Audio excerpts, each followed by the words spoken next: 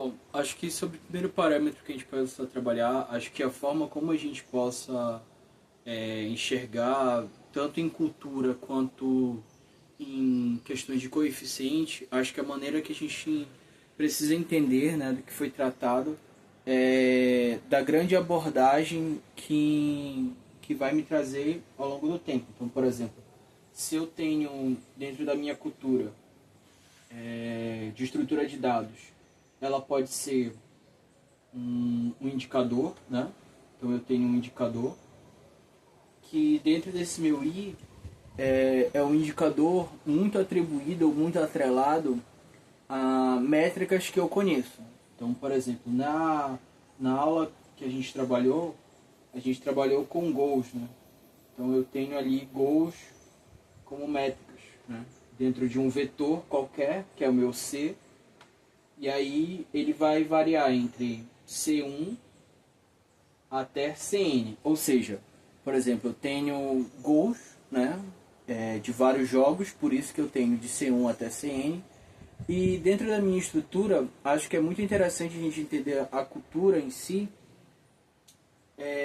que a gente possa trabalhar de maneira no longo prazo. Por exemplo, eu tenho um somatório qualquer, né, de I igual a 1 até N, né? Então, ele vai variando como x1, x2, x3, x4 até xn. Né? Esse indicador ele pode ser o número de coeficientes ou de atributos, né? Então, o que isso quer dizer para você? Por exemplo, se você tem dentro de uma cultura de trabalho que a sua cultura é encontrar apenas,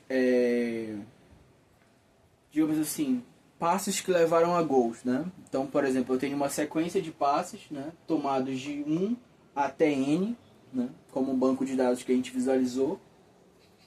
E para que a gente chegue nessa determinação, eu posso seguir de duas formas. Ou eu conto como um gol, dois gols, três gols, ou eu apenas pontuo ele em relação a uma segunda variável.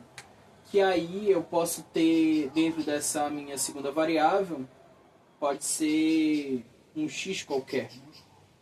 E aí eu vou ter i igual a 1 até x por y1, y2, y3, y4 até yn.